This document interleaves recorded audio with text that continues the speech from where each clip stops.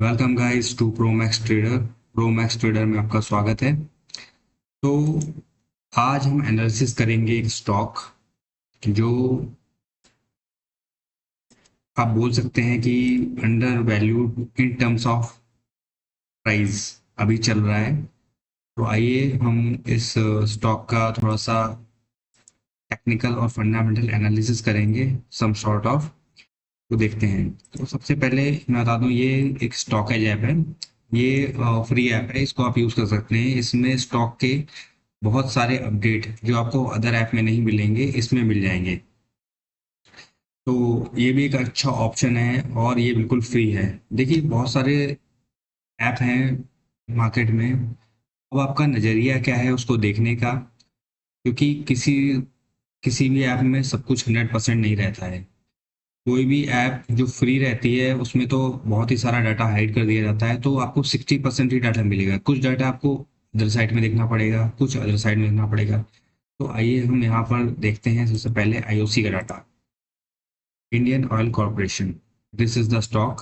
Indian oil corporation आप सभी अच्छी तरह जानते होगा। इवन दो एक आम इंसान भी इस कंपनी के बारे में जानता है, जो बेस लाइन है ऑफ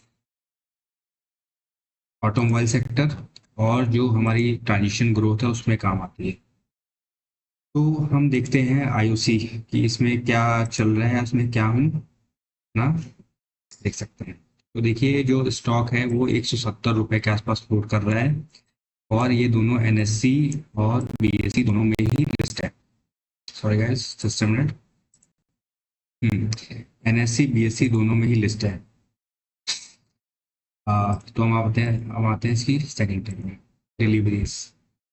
ये आपकी डिलीवरीज हैं जो डेली डिलीवरीज, यानी 9 जुलाई 10 जुलाई। तो ये डेली डिलीवरी डाटा है जो आपको इसमें शो करता है कि इसमें डिलीवरी कितनी हुई। 16 जुलाई को, 15 जुलाई को, 12 जुलाई को।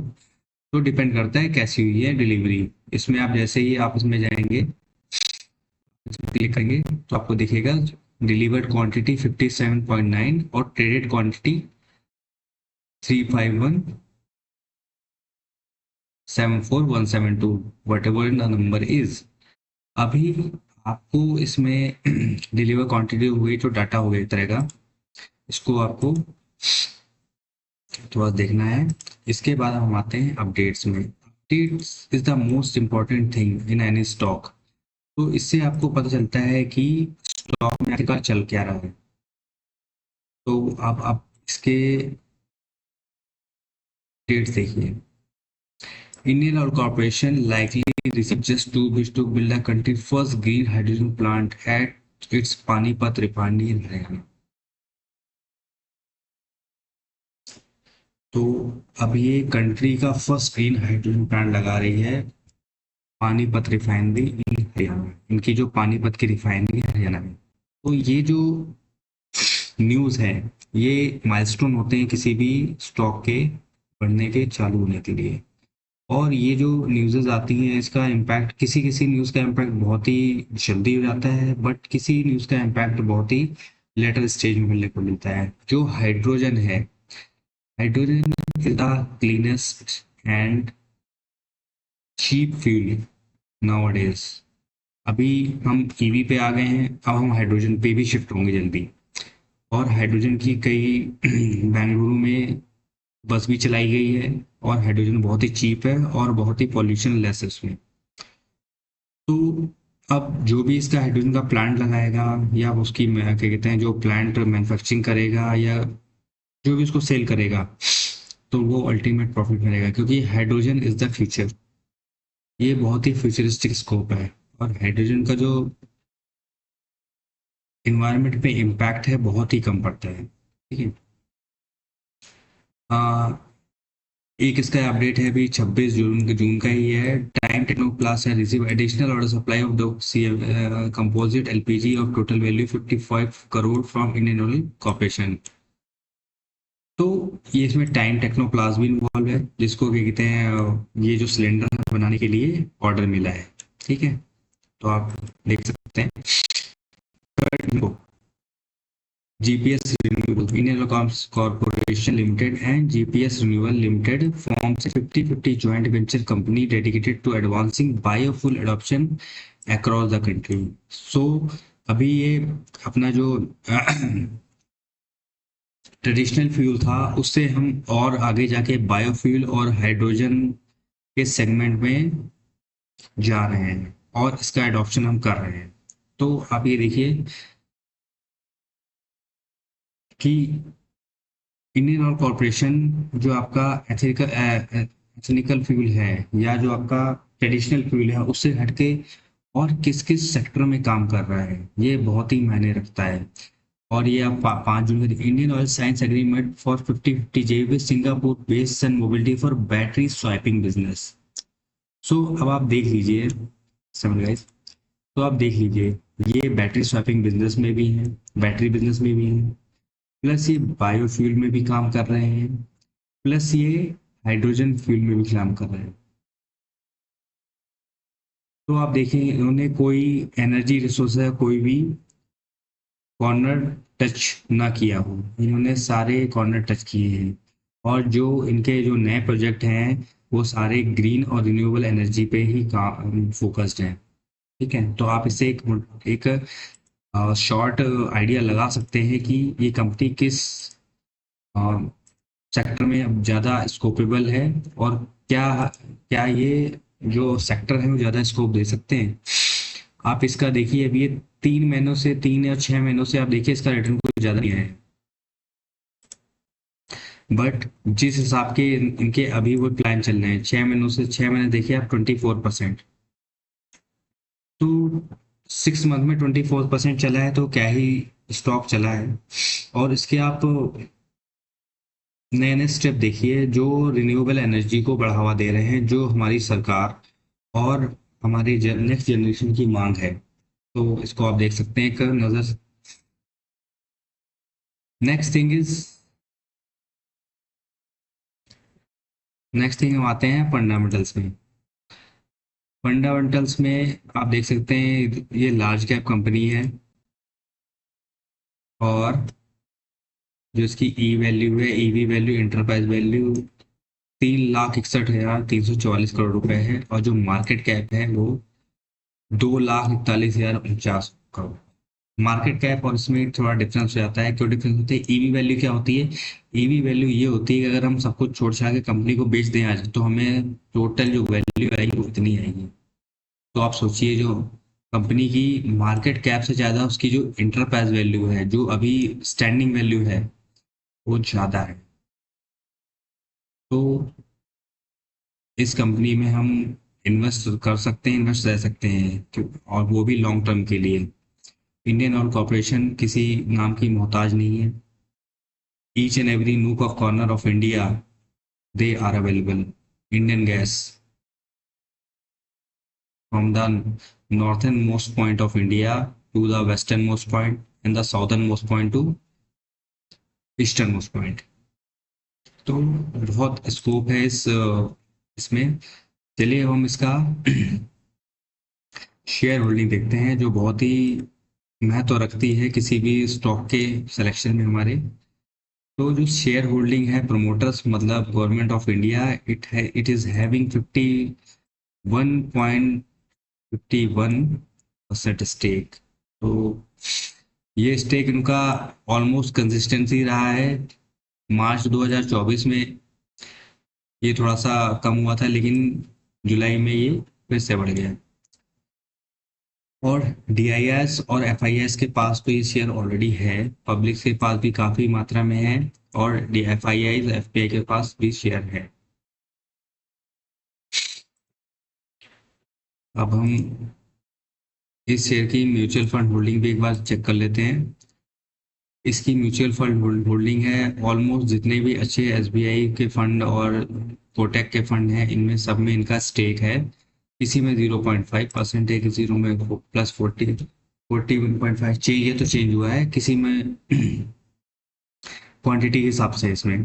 ठीक है, तो 1 या 2% का स्टेक ऑलमोस्ट इतने फंड्स में है, ये इन्होंने लगा रखा है।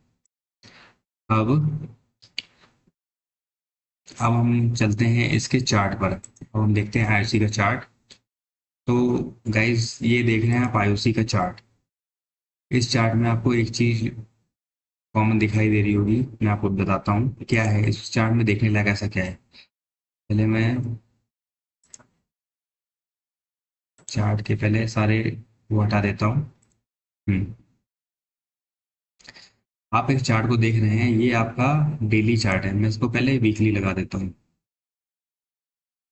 हाँ, ये मैंने वीकली चार्ट लगा दिया। अब देखिए चार्ट 2020 से चलना चालू हुआ है। उसके बाद इसने 100 रुपए तक की रैली की है। यानी आप ये जो लेवल देख रहे हैं 50 रुपए के लेवल, 50 रुपए से लेके 100 रुपए तक, 2020 से 2024 तक। ठीक है। एज अ पीएसयू ये थोड़ा सा स्लो मूव करेगा, बट जहां भी आपको ऐसा कंसोलिडेशन मिले, ये एक कंसोलिडेशन हो रहा है स्टॉक में। ये जहां भी होता है इसके दो रीजन होते हैं। जिन्होंने यहाँ से खरीदा है स्टॉक, वो यहाँ पे बेचेंगे भी, क्योंकि स्टॉक 80 रुपए से स्ट्रेच होकर 180 रुपए हो गया। तो मतलब लगभग दो गुना हो गया। उसके बाद स्टॉक में सेलिंग आती है। तो जो ये स्टॉक का स्ट्रक्चर बनता है ना, लगा के और यहाँ तक, ये सेलिंग का बनता है। क्योंकि जिन लोगों ने यहाँ पे क्या कहते हैं ये स्टॉक में एंटर किया होगा, वो अपना प्रॉफिट भी बुक करेंगे। और प्रॉफिट बुक करेंगे तो चार्ट में डाउन ट्रेंड आएगा थोड़ा बहुत। अब हम इसका मंथली चार्ट लगाते हैं, मंथली ओवरऑल चार्ट देते हैं।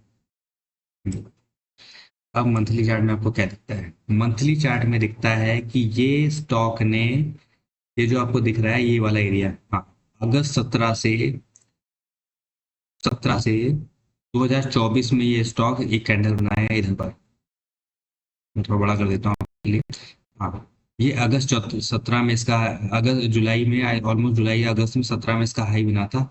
वो इसका हाई तोड़ा है फरवरी 24 में, फरवरी फरवरी मार्च 24 में। उसके बाद स्टॉक कंसोलिडेशन कर रहा है। अब स्टॉक कंसोलिडेशन कर रहा है तो अब क्या होगा इस स्टॉक में? अब स्टॉक में या तो थोड़ा बहुत डाउन ट्रेंड आएगा या अप ट्रेंड आएगा। तो हम एक ट्रेंड लाइन ले लेते हैं और ट्रेंड लाइन को ऐसे ड्रॉ कर लेते हैं। ठीक है। अब हमने ट्रेंड लाइन ड्रॉ कर ली। हम उसमें क्या देखेंगे कि स्टॉक एक ब्रेकआउट, ब्रेकआउट मतलब जो इस यहाँ पे स्टॉक था, उसके बाद उसने यहाँ पे इसको ब्रेक किया। ब्रेकआउट करने के बाद ये यहाँ पर कंसोलिडेशन कर रहा है। तो इसका मतलब ये है कि स्टॉक अच्छा मूव देके जाएगा ऊपर या नीचे। अगर स्टॉक के फंडामेंटल अच्छे हैं तो स्टॉक थोड़ा सा होल्ड करेगा और वो मूव ऊपर देके जाएगा। क्योंकि जिस हिसाब से स्टॉक में फंडामेंटली अच्छी न्यूज़ चल रही है, तो वो आपको एक अच्छा मूव देके जाएगा। और जितना मूवमेंट इसने 80 से 180, 180 या 160 के आसपास किया, उतना ही मूव वो 160 से लेके 150 या 300 तक, 160 से लेके 300 तक इसका हम टारगेट डिसाइड कर सकते हैं। But in a long term आप इसको एक लॉन्ग टर्म के हिसाब से लेके चल सकते हैं, जो आपको एक अच्छा ग्रोथ दे जाएगा स्टॉक। अब हम इसको डेली में लगाते हैं। डेली में हमें देखना है कि हाँ देखिए, एक रेंज बन गई है। स्टॉक एक रेंज में मूव कर रहा है। मैं आपको दिखाता हूँ रेंज। ये देखिए, स्टॉक एक रेंज मूव कर रहा है। जब भी स्टॉक ऐसे रेंज में मूव करता है, मतलब स्टॉक में बाइंग हो रही है। ठीक है। और इन्होंने हाल ही में डिविडेंड दिया है 7 रुपए। तो सोचिए 170 रुपए का स्टॉक है, 7 रुपए डिविडेंड दे रहा है, तो स्टॉक के फंडामेंटल कितने बढ़िया स्ट्रॉन्ग होंगे। मे बी ये डाउन चला जाए, थोड़ा बहुत डाउन जाए। अब डाउन भी कितना ही होगा, तो आप देखिए। अगर मैं डे के हिसाब से पूछूं, तो दिनों में अगर डाउन जा सकता है तो 200 मूविंग, ये 200 मूविंग एवरेज है, जो सबसे लास्ट लाइन है। तो ये इधर तक आ सकता है, 140, 45, 50 तक। अगर मैं इसको वीकली में देखूं,